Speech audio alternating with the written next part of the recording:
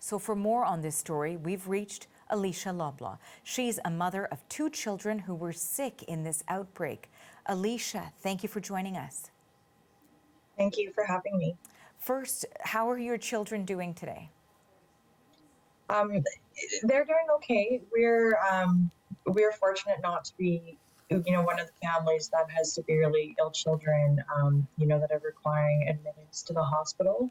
But we did do 5 days in the emergency for blood, urine tests, and IV fluids. So it was still quite the ordeal for our family. What were those 5 days like for you?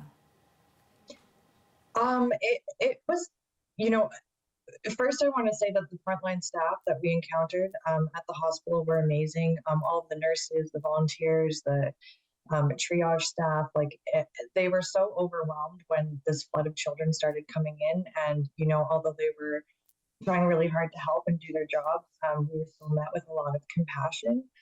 It was it was very stressful and I think traumatic for both us and the children.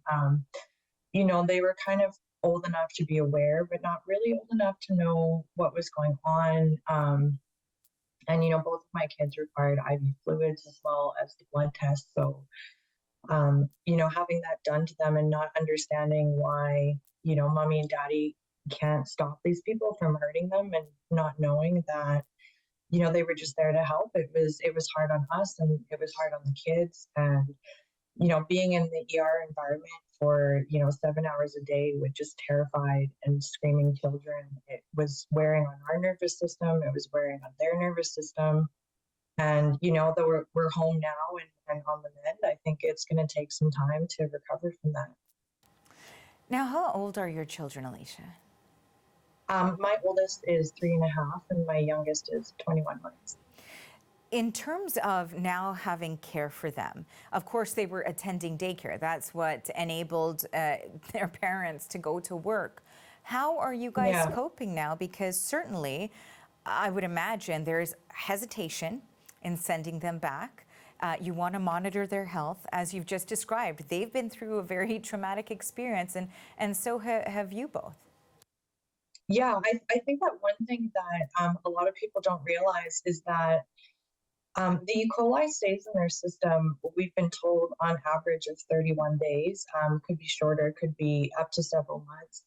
And we're not actually allowed to send them back to any sort of care, whether it's healing brains or otherwise, until the E.coli clears their system. So, currently we're looking at a month of me taking leave from work to take care of the kids. And one of the things that I was so disappointed about in this press conference yesterday is there's no support for the parents that are unable to work. All of the families that have kids that tested positive are not able to return to any sort of care. We're also not eligible for EI. We're not eligible for compassionate care leave. So, myself and a lot of other families, even though these daycares are reopening, we have no care, we have no financial support, and not to mention the daycare has taken out our September fees and they're not issuing refunds, they're offering us credit. And that is incredible to hear you say, because one would think that they wouldn't be taking fees when, as a result of something that is being investigated but is believed to have been linked to that facility, that your children were very sick and cannot return at this stage. I want to, because you mentioned that press conference that we heard yesterday from the chief medical officer in the province and also from the health minister, they mentioned there that there had been multiple times that there had been inspections done at this facility that was providing food. Were you ever made aware of that? Was that something that was brought to your attention, that there had been infractions? I was never made aware by anybody, but as the E.coli outbreak happened, it was something that I looked at myself. And I mean, anyone can go online and find these reports. And it's really disappointing because there's a lot of repeat infractions.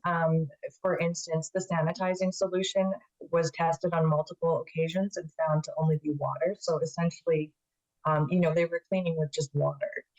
And that was noted on several reports dating back to 2021. So it begs the question why these repeat infractions continue to be allowed to happen.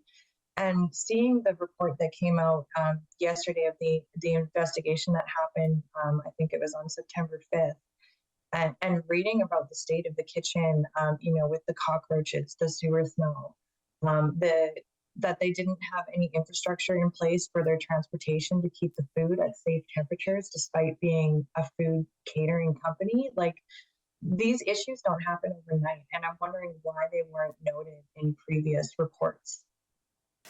We know that there's a class action lawsuit that has been filed. I'm wondering if you're a part of that, and also what sort of consequences or accountability you want to see come from this horrific experience. We are going to be part of the class action, and we're joining many, many other families in that. And I think that our hope is that we want to see some accountability, we want some answers, and we want to see some change. There's a shortage of available care in Calgary at the moment. There are many families that don't want to return to Fueling Brains, that have no other option. And we want some change. We trusted not only the daycare facility, but also the government to have regulations in place that were going to protect our children. And I feel that we've been failed on both fronts. And we want to know what is going to happen to assure us that our children are going to be safe, not only at Fueling Brains, but at any facility. I think that there's been a history of red tape cutting with the current leadership. And, in this unfortunate instance, it came at the expense of the safety of our children. Alicia, I have to be honest with you, in covering this story, I have been now checking the food inspection reports at the daycare where I send my children, which is not something that I did before. So I'm wondering how it has changed you. Is that part of the criteria that now you're looking at when you decide on when and how you send your kids back to a daycare? And will you be sending them back to this particular one? No, we've already pulled our children from Fueling Brains. They will not be going back. And we were lucky enough to secure a spot at a daycare that my oldest had previously attended. And I can tell you the first thing that I did was to look up health inspections. And I'm happy to say the place that we're going to doesn't have any infractions. So that gives me a peace of mind. But it also, I think for us and for many other families, it really changes the trust that we have in the system, because this was a very reputable and popular company, and we sent our children there with full trust. And I don't think that we're ever going to be so naive again. Very finally, before I let you go, I just want to ask you how you guys are feeling about all of this. You're out of work right now. You feel like you have no support in that respect. You're still monitoring your children who were extremely sick. I mean, how overwhelming, just emotionally, is this for you? How are you doing? It is so overwhelming. I think, the 5 days that we spent in the hospital, it was nothing short of traumatizing. Like, I know for a lot of people hearing this, you think like going into the hospital for blood work is not such an ordeal, but it was horrific. And I think for myself and my husband, like, both of our nervous system is completely shot. Like, we're beyond stressed, and still dealing with the aftermath of this. And I think our children are really struggling to make sense of what happened to them last week, despite being home, and just having to deal with the fallout on top of everything. It feels like it's just never ending.